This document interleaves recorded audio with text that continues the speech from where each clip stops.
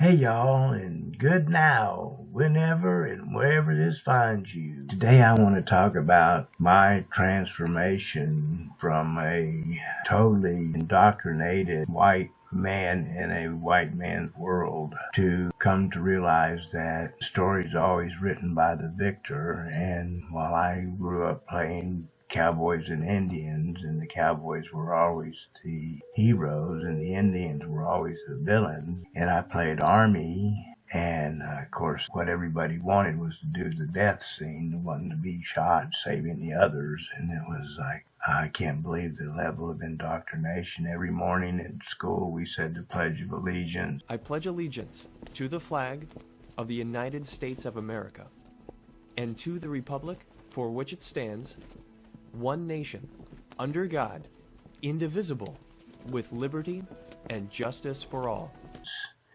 And started with a prayer. My father railed about how the communists indoctrinated their kids to be atheists and puppets of the government. But I went on believing in the story, of life, liberty, and the pursuit of happiness. The preamble where, to a more perfect union, to establish justice, and all those wonderful things about the general welfare and the tranquility and the prosperity for our future. And I really believed all that stuff, and I preached it. I mean, I was the benefactor of a system where we were still trying to help people out. I went to an apprenticeship school sponsored by the Home Builders Association of Knoxville, probably through some kind of government grant. But it set me on a course of having a wonderful life in carpentry, freedom to live a life outside the box, because I had this trade that I could take it anywhere I wanted to go, and it always had value. I didn't always have to act on the carpentry itself. I could still be myself in different situations. I did work for a holistic healing center, and at one point I was giving myself for a stipend of $50 a week in room and board. I loved it, and I had no real position other than spirit of the center. I really loved the news. I mean, I was addicted to the news. Like, it was something that we did as a nation. It seemed like every day at a certain o'clock there would come on 3 channels of news, and you could pick the one that you wanted of those 3. But pretty much you got the news of the actual facts of what was happening. And then there was the 60-minute show, and everybody loved that because that was exposing the corruption, things that were being done. While I was a firm believer in the American way, I did not get the political system. I mean, I didn't like the 2-party system. So sometime around when Reagan was elected, and I realized that I couldn't relate to either party, but I felt like I needed to do something because, Reagan was leading us off the cliff. He was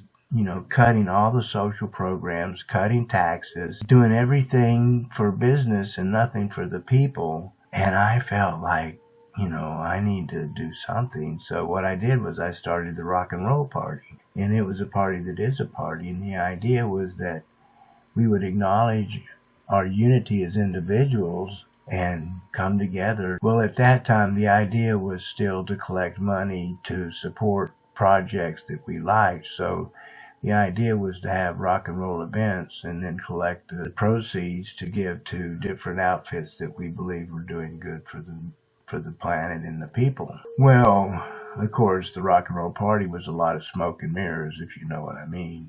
It was really about me just getting high and hanging out with my friends and talking shit. But I did write a lot of letters, and I got in touch with my representatives, and I kind of knew them, or they knew of me. It felt good, and I was connected with a radio station, and they let me be on there sometimes. And so I was having a great ride. Of course, as with all great rides, they come to an end, and I hit the wall. And I told myself when I started doing drugs that if I ever got where I couldn't pay my bills, I would quit. And I woke up one morning and I couldn't pay my bills, and so through a process, I was able to quit.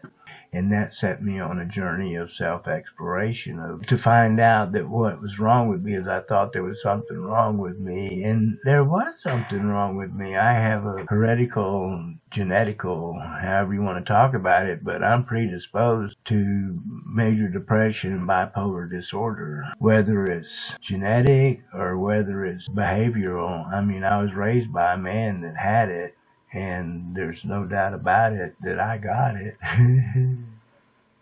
The point of this video is to say that I've come to the point to now realize that as much as I loved watching the news and as much as I loved thinking about things, it's like that time has passed. The time has come to be self-responsible and be aware of what's happening in my life and what's happening in the lives of people around me. And I was thinking that while the American empire is going to collapse or fall or whatever, just dissolve, fall off the stage, the question becomes, what about us?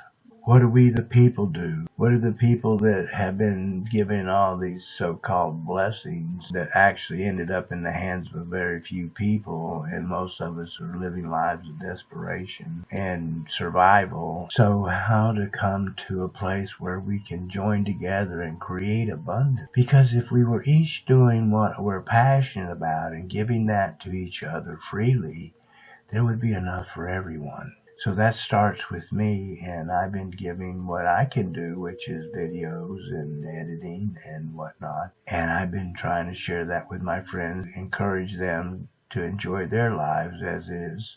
My latest adventures were in using the 7 Ds of disruption or transformation to move us from this centralized top-down system to one of a decentralized bottom-up or horizontal instead of vertical structure for our society.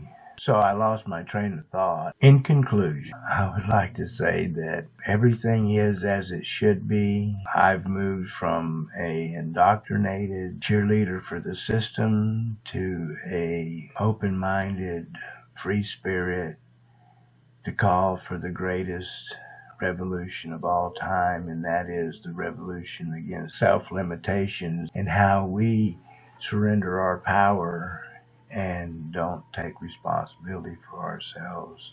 What a journey to be on, to learn how to do that and share that with each other. So while the system as we know it is going to cease to function, we can create our own system where we're engaged with each other and sharing.